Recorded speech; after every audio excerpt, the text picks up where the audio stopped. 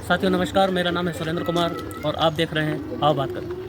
दोस्तों, आज हम उपस्थित हैं संत श्री आसाराम जी बापू के आश्रम में, जो भोपाल में स्थित है।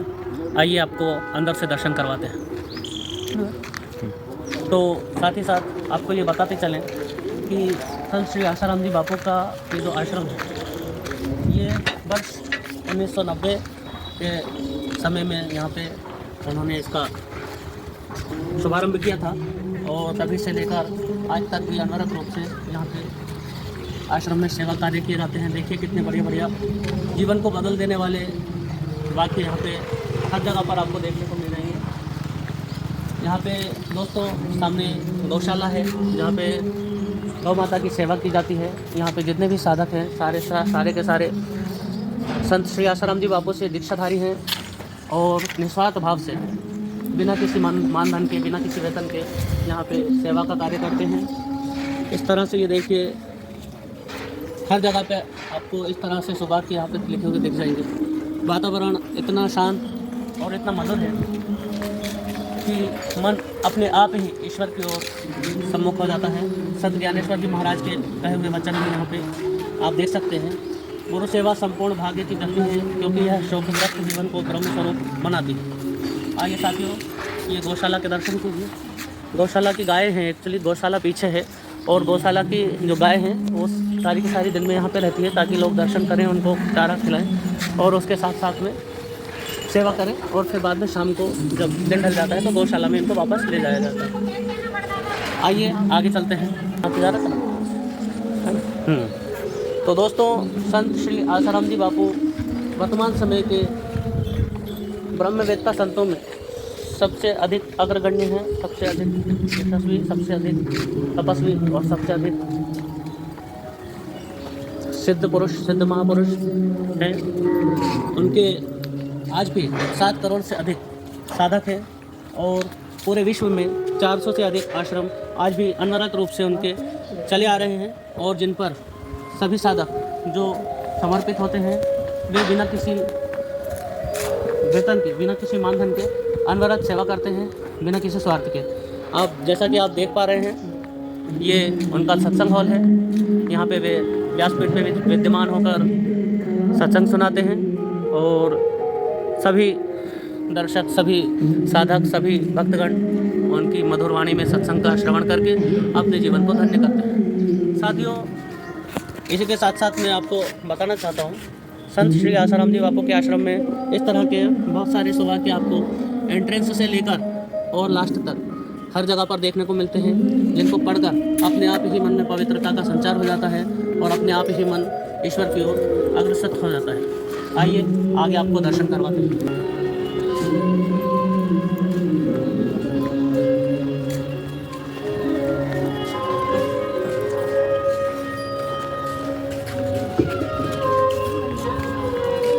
गुरु भगवान, आइए हे भक्तन हितकारी, इस तरह के सुबह के आश्रम में हर जगह पर, हर शिला पर देखने को मिल जाएंगे। और आने वाले सभी लोग जो दर्शनार्थी रहते हैं, जो साधना के लिए आते हैं, उन सभी को स्वप्रेरणा से गुरुदेव की भक्ति में और भगवान की भक्ति में अपने आप ही मन अग्रसित हो जाता है। साथियों, आश्रम में बहुत सारे सेवा कार्य चलते हैं, जैसे गौशाला है, गरीब लोगों के लिए भजन करो, भोजन करो और पैसा पाओ, इस तरह की योजना भी पूज्य गुरुदेव के द्वारा, उनके आशीर्वाद से, उनके मार्गदर्शन में संचालित है। गौ माता का दर्शन कराइए। ये पीपल देवता है। पीपल देवता के बारे में भगवान श्री कृष्ण ने श्रीमद् भगवद गीता में कहा है कि वृक्षों में मैं पीपल हूँ। ऐसे सत स्वभाव वाले वृक्ष के बारे में अब मैं अपनी जीवा से क्या वर्णन करूं, ये तो आप अच्छी तरह से जानते ही हैं। जो लोग शास्त्रों का अध्ययन करते हैं, जो लोग धर्म के बारे में जानते हैं, उन सभी को पीपल के वृक्ष की महिमा का पता होगा। आइए आपको आगे दर्शन कराते हैं। साथियों, जैसा कि आप सामने देख पा रहे हैं, श्री गुरु चरण पादुकाएँ हैं। इनके पूजन के लिए साधक एकत्रित होते हैं और उनका दर्शन करके, उनका पूजन करके अपने जीवन को धन्य बनाते हैं। आइए अब आपको लेकर चलते हैं उस वट वृक्ष की ओर, जिस वट वृक्ष पे पूज्य गुरुदेव ने अपने नेत्रों से शक्तिपात करके और उसे दिव्य बना दिया था। इस वट वृक्ष के बारे में ये कहा जाता है कि इस बड़ वृक्ष के बारे में ये कहा जाता है कि यहाँ पे 7 परिक्रमा करके और वहाँ का परिक्रमा करके वहाँ पे 20 मिनट ध्यान में बैठकर कोई भी साधक अपनी मन की मनोकामना पूर्ण करने के लिए प्रार्थना कर सकता है। जैसा कि आप इस बोर्ड में देख सकते हैं, यहाँ पे कितनी परिक्रमाएं की जाती हैं और कितनी देर तक ध्यान किया जाता है। तो सारा का सारा वर्णन आपको इस बोर्ड में दिखाई देगा। साथियों, संत श्री आसाराम जी बापू हमारे देश में ही नहीं, हमारे विश्व में ही धर्म का प्रचार करने का एक बहुत बड़ा माध्यम है। संत श्री आसाराम जी बापू के आज भी करोड़ों साधक हैं जिनकी आस्था मीडिया के फैलाए हुए कुप्रचारों के बाद भी आज तक डिगी नहीं है। दोस्तों, जैसा कि आप देख पा रहे हैं, यहाँ पे बड़दादा के दर्शन हो रहे हैं। वहाँ पे पूज्य गुरुदेव की तस्वीर, श्री तस्वीर के सामने लोग श्रद्धा से शीश नवाते हैं और अपने मन की मनोकामना को पूरा करने के लिए वहाँ पे अर्जियाँ देते हैं। और साथ ही साथ में 7, 11, 21 परिक्रमाएँ करके और वहीं पे थोड़ी देर ध्यान करते हैं और ध्यान के माध्यम से अपने जीवन में सुख, समृद्धि और शांति स्थापित करते हैं। साथियों, इसी के साथ ही साथ पूज्य गुरुदेव के द्वारा ऋषि प्रसाद अभियान भी चलाए जाते हैं और गरीब बस्तियों में भंडारे और वस्त्र वितरण के कार्यक्रम भी किए जाते हैं। ये सभी सामाजिक सेवा के कार्य गुरुदेव के आश्रम से निःशुल्क होते हैं और सभी साधक जो यहाँ गुरुदेव के चरणों में चढ़ावना और चंदा अर्पित करते हैं, उन सभी का उपयोग ऐसे सेवा कार्यों में किया जाता है। दोस्तों, अभी साथ ही साथ हम आपको आश्रम में बने हुए गुरुकुल और वहाँ पर होने वाली सेवा कार्यों के बारे में भी जानकारी देंगे। ये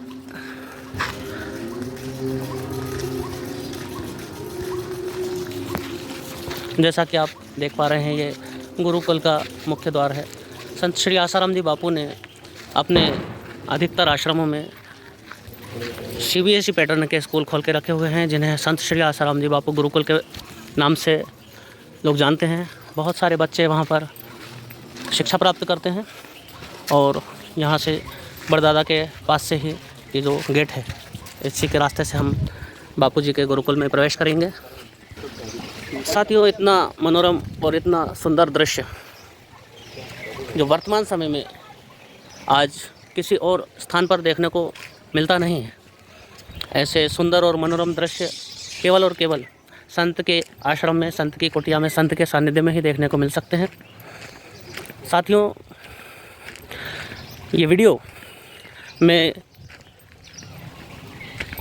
संत श्री आसाराम जी बापू के प्रचार के लिए नहीं बना रहा हूँ, बल्कि इस वीडियो के माध्यम से मैं उस सत्य को, उस सेवा कार्य को, उस साधना पद्धति को आपके सामने पेश करने की कोशिश कर रहा हूँ, जिसे मीडिया के कुप्रचार ने बहुत ही बुरी तरह से रौंदने की कोशिश की।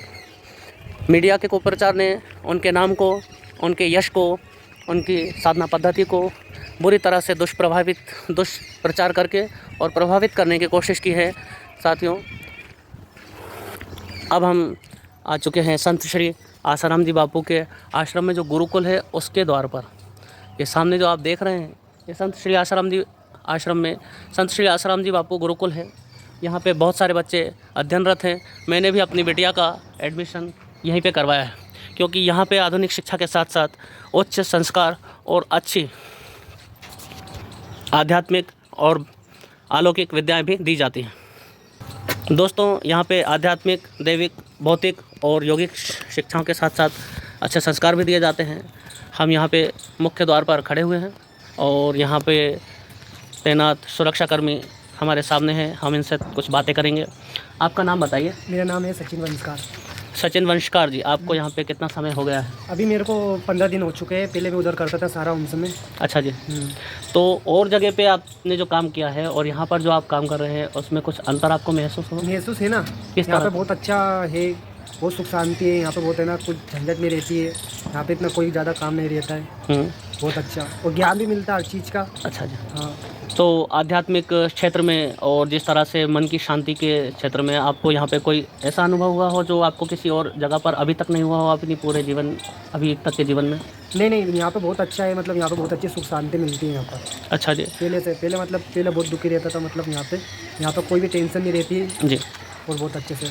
अच्छा भाई साहब, हमको आप एक बात बताइए कि जैसा कि मीडिया में प्रचारित किया जाता है उनके बारे में, संत श्री आसाराम जी बापू के बारे में अनर्गल प्रचार जो आपने भी सुने होंगे टीवी पे, उन सबको आप यहाँ पे काम करने के बाद कैसा मानते हैं? वो सच थे या नहीं थे, या किस तरह का आप उनके बारे में विचार रखते हैं? इसके बारे में कुछ बताइए। नहीं कुछ नहीं। ऐसा कुछ आपको महसूस होता है? नहीं। तो साथियों, देखा आपने, यहाँ पे आने वाले प्रत्येक व्यक्ति का यहाँ के वातावरण को देखकर, यहाँ के एटमॉस्फेयर में रहकर अपने आप ही मन परिवर्तन हो जाता है, जिससे वो संत श्री आसाराम जी बापू के बारे में जो कुप्रचार उन्होंने मीडिया में देखे थे, उन सभी कुप्रचारों को अपने आप ही खारिज करने लगता है। दोस्तों, तो साथियों, जैसा कि मैंने आपको बताया कि मेरे इस वीडियो को बनाने का लक्ष्य उनका प्रचार करना नहीं है, क्योंकि मैं अपने आप को इस योग्य नहीं समझता कि मैं उनके प्रचार में किसी को कुछ कह सकूं। हाँ, लेकिन इतना अवश्य जानता हूं कि जो मैं कहता जा रहा हूं उसमें मेरे लिए उन्हीं की प्रेरणा है। आप जैसा कि ये बोर्ड देख रहे हैं, जगह जगह पर आपको सुभाग के लिखे हुए, वेदवाग के लिखे हुए ऐसे बोर्ड मिलेंगे। आप कभी इस ओर आएँ तो ज़रूर आप दर्शन के लिए आइए, ये देखते जाइए आप। बहुत ही अच्छा सुंदर नज़ारा है, बहुत ही एक प्राकृतिक वातावरण के बीच में बच्चों को शिक्षा दी जाती है और उनको संस्कार दिए जाते हैं, उनको ज्ञान और योग के शिक्षाएं दी जाती हैं। दोस्तों, आज के इस युग में, जो भौतिकवादी युग है, जो आधुनिक युग है, ऐसे युग में ऐसा माहौल मिलना किसी के लिए भी ठीक वैसा ही है जैसा कि असंभव वस्तुओं को प्राप्त करने की मन में इच्छा होती है, वह कभी पूरी नहीं होती है। ऐसा ही एक आध्यात्मिक माहौल, एक धार्मिक माहौल बच्चों को देना और उसके हिसाब से ही उनको शिक्षा दीक्षा प्रदान करना। ये देखिए, आप जैसा देख पा रहे हैं, ये गुरुकुल की बिल्डिंग है और यहाँ पे भी बढ़िया सुभाग के लिखे हुए हैं। मैं अपना व्यू नहीं दे पा रहा हूँ, क्योंकि मुझे ये सारे सुभाग के आपको इस वीडियो में व्यू में आ जाएँ, इस तरह से मैं आपको दर्शन करवाए जा रहा हूँ। देखिए, बहुत ही सुंदर है, इतना सुंदर कैंपस, इतना सुंदर कंपाउंड, और ये देखिए इतना अच्छा बढ़िया ग्राउंड, जो कि बच्चों के बहुमुखी विकास के लिए बहुत आवश्यक होता है। और बच्चों का भविष्य इन्हीं सब बातों पर निर्भर करता है कि उनका भौतिक विकास, आध्यात्मिक विकास, बौद्धिक विकास किस तरह का से हुआ है, किस तरह के माहौल में रहकर हुआ है और किस तरह के लोगों के बीच में रहकर हुआ है। साथियों,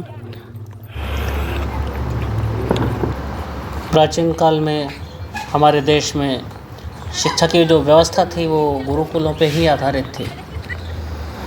फिर आक्रमणकारियों ने हमारे देश पे आक्रमण किए और हमारी पुरानी शिक्षा व्यवस्था को ध्वस्त कर दिया।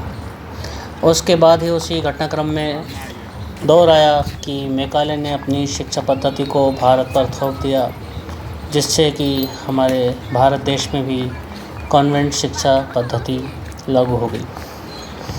दोस्तों, वह प्राचीन गुरुकुल परंपरा जो अभी दूसरी और किसी भी जगह पर देखने को मिलती नहीं है, वह संत श्री आसाराम जी बापू आश्रम में जो गुरुकुल खुले हुए हैं, उन सभी गुरुकुलों में दिखाई देती है। गुरुकुल के शिक्षा प्रांगण में लौकिक विद्याओं के साथ साथ योग विद्या, आध्यात्मिक विद्या आदि भी स्वाभाविक रूप से प्रदान की जाती है। अभी वर्तमान समय में ऐसा देखा जाता है कि आज के जो युवा पीढ़ी है, जो नई पीढ़ी है, वो माता पिता के आदर और समाज में किस तरह से जीवन यापन किया जाता है, इन सभी मूल्यों को उचित महत्व नहीं दे पा रही है।